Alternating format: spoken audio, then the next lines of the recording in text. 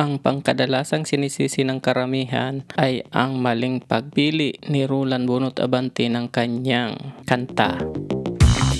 Iyan ang pag-uusapan natin. Pero bago ang lahat, please like, subscribe at pakihit na rin ang notification bell. Ayun na nga, ayon sa mga nababasa kong comment sa aking mga video, ang madalas sisihin ng mga tagahanga ni Roland ay ang maling pagpili niya ng kanta. So I go, but I know I'll think of you.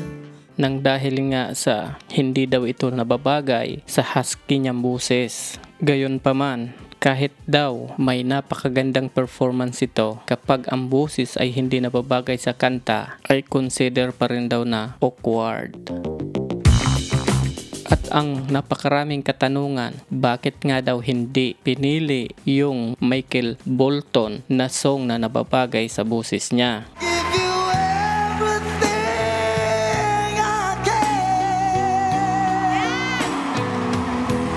Subalit, tapos na to. Pero maraming nanghihinayang kung bakit hindi daw napag-aralan ng husto upang maganda at nakasama ito sa final.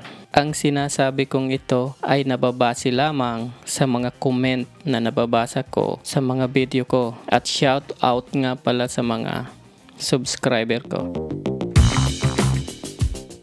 At alam naman natin na si Roland Bunot Abante ay binansagang Michael Bolton ng Pilipinas dahil doon siya hinangaan ng mga tao at doon siya nakilala at sumikat sa pagkanta niya ng mga song ni Michael Bolton.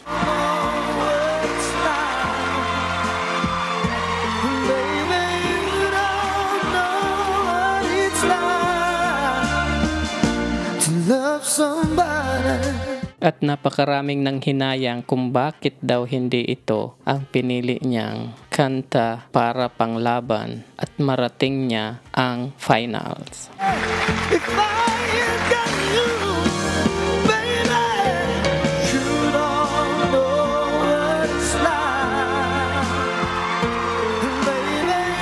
Gayunpaman, change plan naman tayo ngayon. Kasi alam nating wala na sa finals ang pambato natin na si Roland Bunot Abante at si Shadow Ace. Pero mayroon pa tayong isang Filipina na natitira. Itong si Ana de Guzman. Kaya please support para kay Ana de Guzman.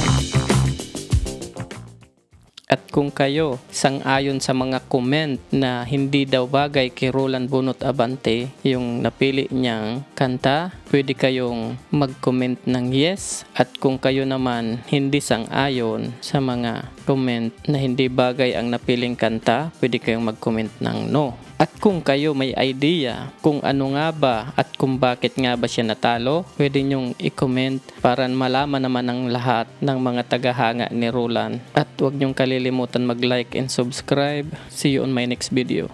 Bye for now.